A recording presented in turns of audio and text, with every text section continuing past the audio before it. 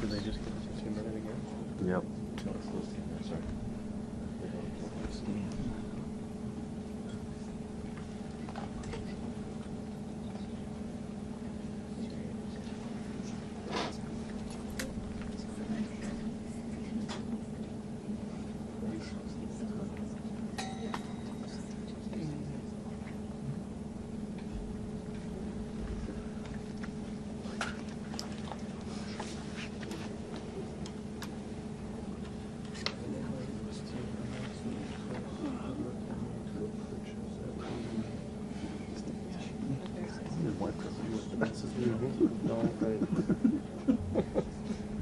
Do you have the platinum card?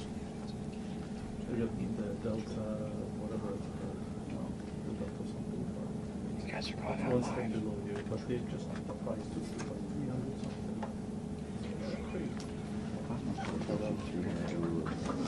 No, it does not.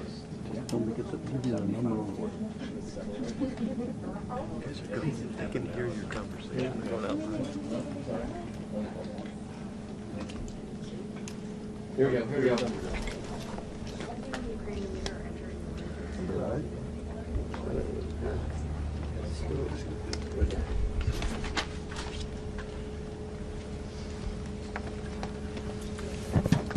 Well, thank you very much. We had a terrific meeting. We discussed a lot of things. As you know, I had an excellent phone call with President Putin that lasted for over 2 hours. We discussed a lot of points, and I do think we're getting a lot closer, maybe very close.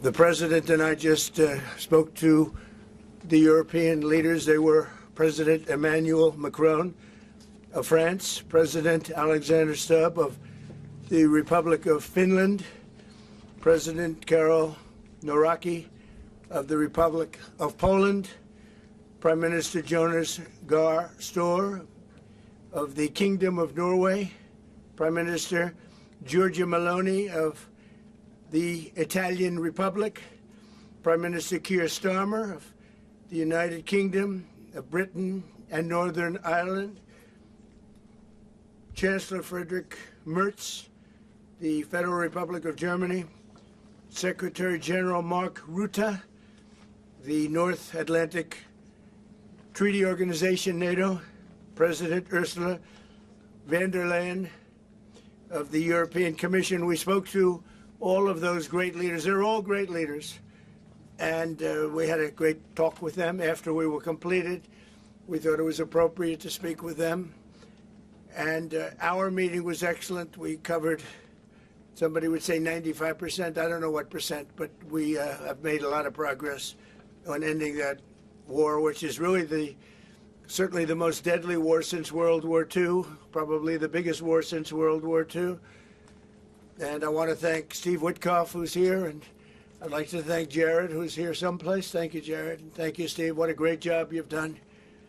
Jared Kushner, Steve Witkoff. And Marco Rubio is here. Thank you, Marco. And Pete Hegseth is here. Those two people are doing an unbelievable job. And the 4 people on this one are doing, I don't think anybody could do it. And we'll see if it gets done, but it's very close, certainly. Nobody would even have a chance of getting it to where it is right now. Nobody would have thought that was possible. So I just want to say we've done very well. We've had discussions on just about every subject. And that includes with President Putin before. And we went into great detail, and we likewise went into great detail today. And it was an honor to have you at Mar-A-Lago and have lunch. I hope you enjoyed the food. Your people enjoyed the food, I can tell you that. You're big, strong people. Your general over there looks like central casting. I want to also, by the way, speaking of generals, we have a great general. General Raisin Kane, who is here someplace. Thank you, General. Thank you very much. He's great. So, Mr. President, maybe you want to say a few words, and then we'll speak over the next couple of weeks. We'll speak probably quite a bit, but we'll speak tomorrow. Thank you very much. Appreciate it. Thank you so much, Mr. President. Thank you. Thank you for everything. Dear colleagues, first of all, I would like to thank President Trump for a great meeting at this amazing place in his home in Mar-A-Lago. And we had a really great discussions on all the topics, and we appreciate the progress that was made by American and Ukrainian teams in these recent weeks. Special thanks to Steve Witkoff and Jared Kushner, and thank you to for their engagement and full commitment, and also to our team, and first of all to Rustem Umerov and General Gnatov, and to all our teams. And we discussed all the aspects of the peace framework, which includes, and we have great achievements, 20-point peace plan, 90% agreed, and US-Ukraine security guarantees 100% agreed. US-Europe, Ukraine security guarantees almost agreed. Military dimension 100% agreed. Prosperity plan being finalized, and we also discussed the sequencing of the following actions. And we agree that security guarantees is the key milestone in achieving lasting peace, and our teams will continue working on all aspects. We also had a joint productive call with European leaders, like President Trump said already, and a lot of leaders, including NATO and the EU. And we agreed that our teams will meet in upcoming weeks to finalize all discussed matters. And we agreed with President Trump that he will host us, and maybe in Washington, European leaders and Ukrainian delegation, yes, in January. And Ukraine is ready for peace. And once again, would like to thank President Trump for a warm welcome and substantial discussion. Thank you, Mr. President. Thank you very much. Thank you so much, Mr. President. Any questions, please? Mr. President, we've heard some digits from President Zelensky, 90%, 100%. The U.S. Ukraine security guarantees, what number are we at right now? Well, I think look, you can say 95%, but I don't like to say percentages. I just think we're doing very well. We could be very close. There are one or two very thorny issues, very tough issues, but I think we're doing very well. We made a lot of progress today, but really we've made it over the last month. This is not a one-day process deal. This is very complicated stuff, but I think when the president says 95, I think, could be close to 95%. Yeah, please, behind you. Mr. President, have you agreed on the so-called free trade zone on Donbass? How to separate the sites? How to make the separation line? Who will be responsible? The word agreed is too strong. I would say not agreed, but we're getting closer to an agreement on that, and that's a big issue. Certainly, that's one of the big issues, and I think we're closer than we were. Probably it's unresolved, but it's getting a lot closer. That's a very tough issue, but one that I think will get resolved. Yeah, please. We are receiving some mixed signals coming from Moscow, even after you spoke with President Putin. Can you assure us that you have received written or an informal response from them? Well, what was the issue? You have to tell me. What did they say? So they are telling that Ukraine has to give up Donbass. Just a very recent statement coming out. Well, that's what they've been asking for, and there's a dispute about that, so they're going to have to iron that out. That's an issue they have to iron out. But I think it's moving in the right direction. If they reject or delay the solution or peace agreement that you try to achieve, if something doesn't happen, you mean if something doesn't happen? Yeah, go ahead. May I ask? No, go ahead. You're going to finish your question. Will there be any step that the United States be prepared? Well, we'll see. Look, we'll see. But I don't want to talk about that because I think we're getting pretty close. Yes, please. May I ask the President of Ukraine Please. about territorial question? Mr. President, what is your take on Donbass status? Are you prepared to see it as a free economic or demilitarized zone? No, we spoke about 20 points plan, and I'm happy that really our teams very close to results, and I agree with President Trump that our teams worked not one day and not one week, more than 1 month, beginning from Geneva, then 2 meetings in Miami, then we had Berlin, and now we have Mar-A-Lago. So this is a very difficult question. You know our position, so it's we have to respect our law and our people, and we respect the territory which we control. And of course, our attitude is very clear. That's why President Trump said this is a very tough question, and of course we have with Russians different positions on it. And have you discussed referenda about?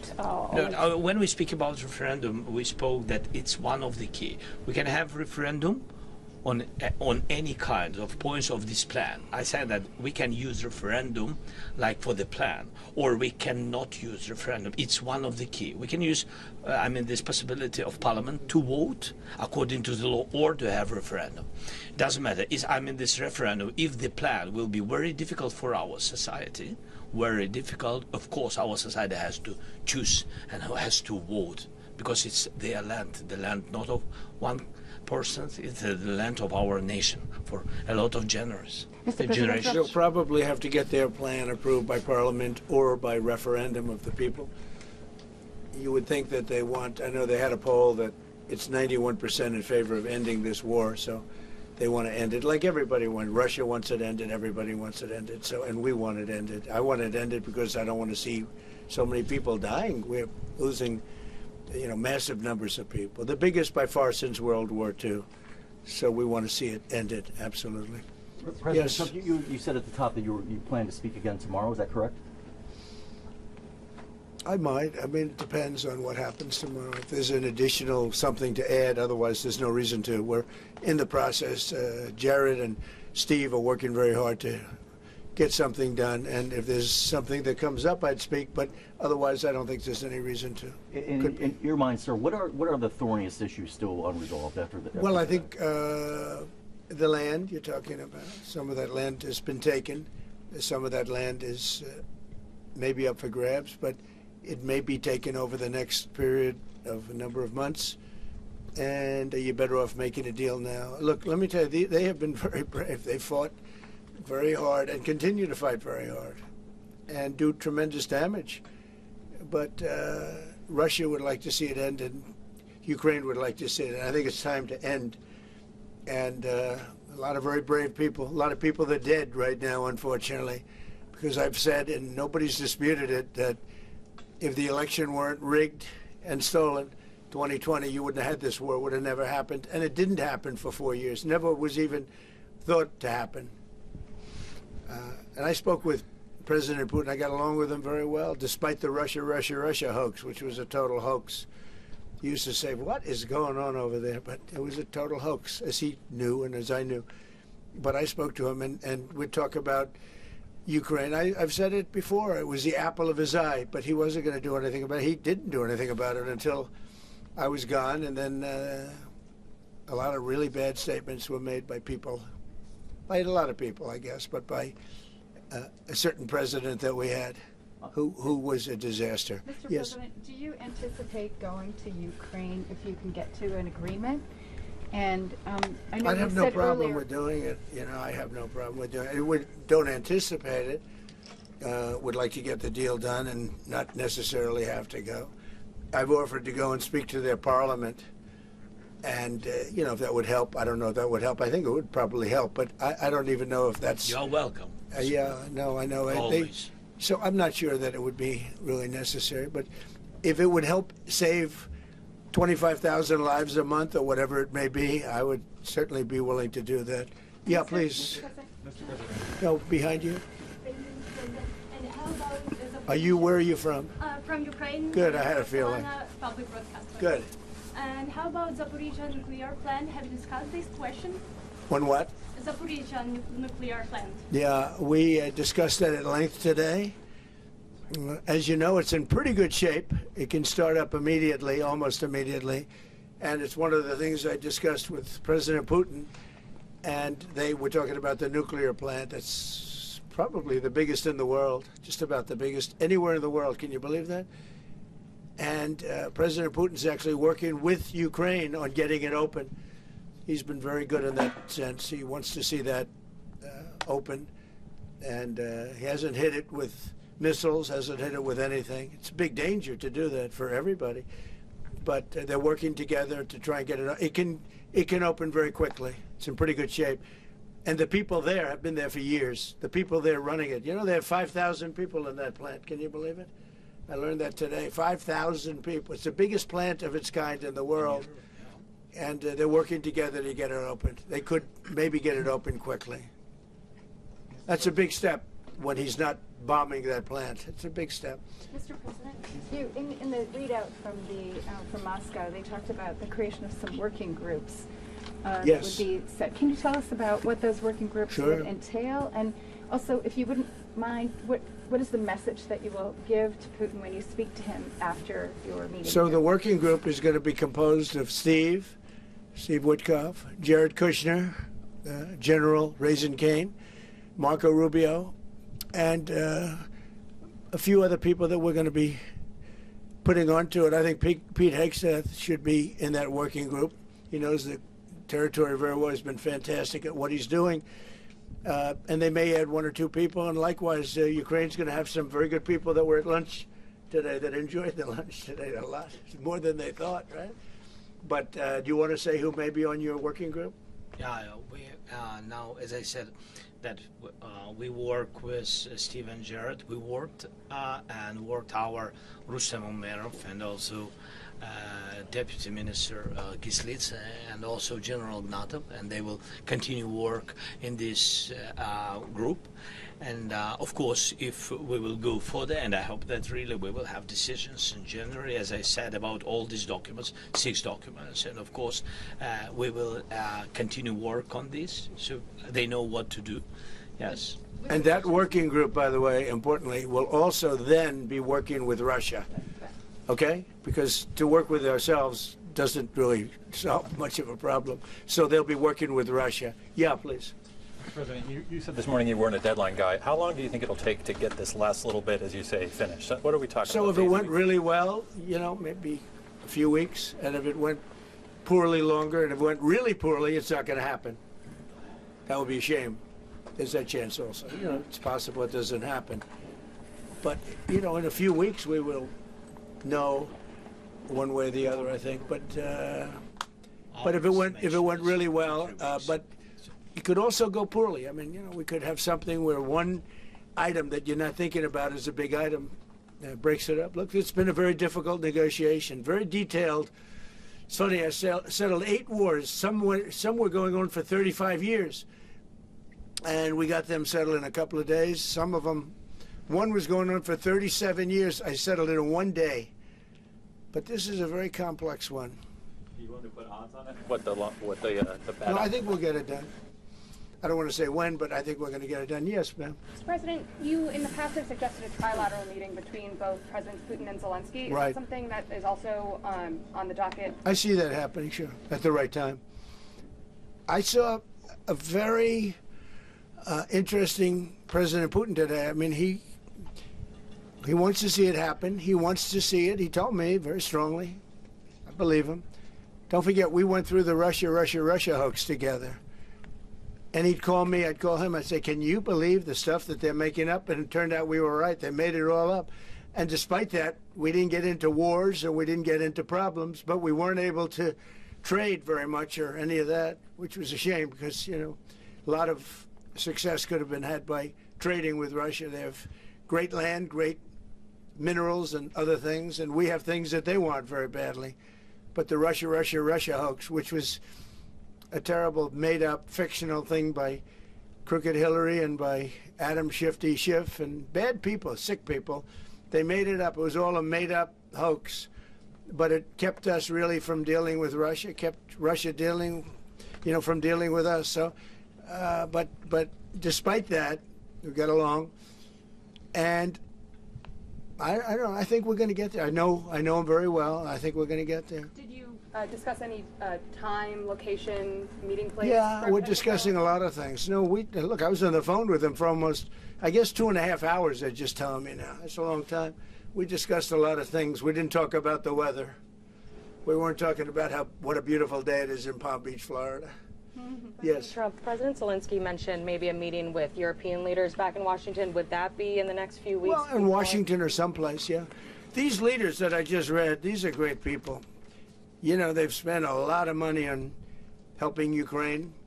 And look, they're doing it for themselves also, meaning their country, because Ukraine's a very important country for them in particular. For us, it's very important. To me, it's the lives. We're thousands and thousands of miles. We're protected by a thing called the Atlantic Ocean and lots of other places, to be honest. And they're not, they're right there. But we're working together with them as we should be. But I'm doing it to save lives. You know, we're not spending any money. Biden gave $350 billion away.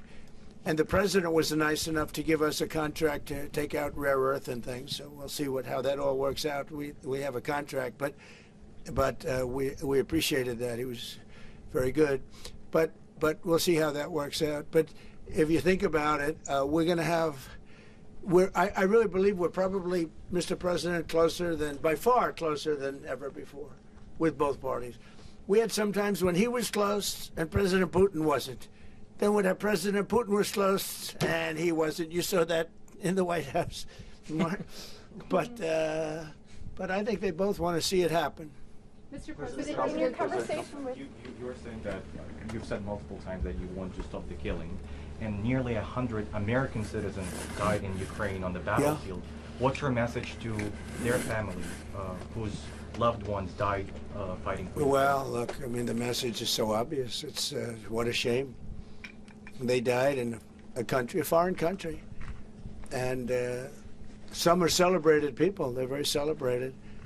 But so sad that a thing like that would happen. Yes, ma'am. President Trump, obviously security is a major issue for the Ukrainians. Right. Did you offer any promises, any assurances today? Well, I did. We want to work with Europe.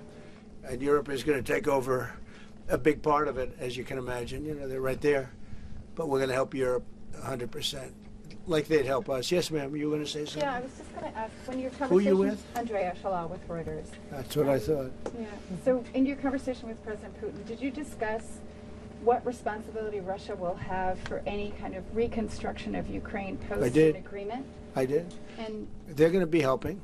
Russia's going to be helping. Russia wants to see Ukraine succeed. Once, it sounds a little strange, but I was explaining to the president, President Putin was very generous in his feeling toward Ukraine succeeding, including supplying energy, electricity, and other things at very low prices. So a lot of good things came out of that call today. But they were in the works for 2 weeks with Steve and with Jared and Marco and everybody. Did Russia agree, or did Putin agree to a ceasefire to allow a referendum to take place? Not a ceasefire, and that's one of the points that we're working on right now. No, not a ceasefire. He feels that, look, you know, they're fighting and to stop, and then if they have to start again, which is a possibility, he doesn't want to be in that position. I understand that position. The president feels strongly about that or something, but I think we're finding ways that we can get around that. But I understand President Putin from that standpoint. You know, you have to understand the other side. And, you know, I'm on the side of peace. I'm on the side of stopping the war. So, but I think that's a problem that's going to get solved. Yeah. Would people who live outside of Ukrainians who fled during the war be allowed to participate in the referendum? What do you mean, people where live? The people that left. So we have, if we speak about the people who are abroad, who are not on the territory of Ukraine, you mean that in Poland, in Germany, we have millions of people. Yeah, they have a referendum in the same of elections. In the same way how people come and vote, they have rights for this. And of course they have to come.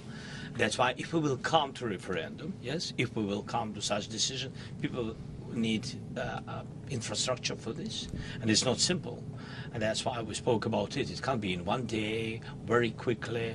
It's difficult because we need infrastructure. When you have millions of people, you have to build it in Europe, mostly in Europe for today. President Trump, I know you sound an optimistic note here, but what happens in a few weeks if things sputter? What are you prepared to do? They keep fighting, and they keep dying. No good. But if things don't happen, they keep fighting, and they keep dying. And we don't want that to happen. He doesn't want it to happen. President Putin doesn't want it to happen either. Okay? Thank you very much, everybody. Thank you. Appreciate it. Thank Great. you, sir. Thank you. Thank you, sir. Thank you. And thanks for lunch. I don't know. Was it a good lunch? Yes, sir. There's no lunch. He walked in. He said, "This place is gorgeous." I don't think he wants to go to the White House anymore. That's the problem. I'm ready to go to the White House. I know. It is. The White House is a very special place, and so is this. I hope you enjoyed it. Thank you very much. Thank you, sir. Thank you, sir. Thank you. Thank you, everybody. Good question you asked. Thank you. Thank you very much. Thank you very much. Thank you.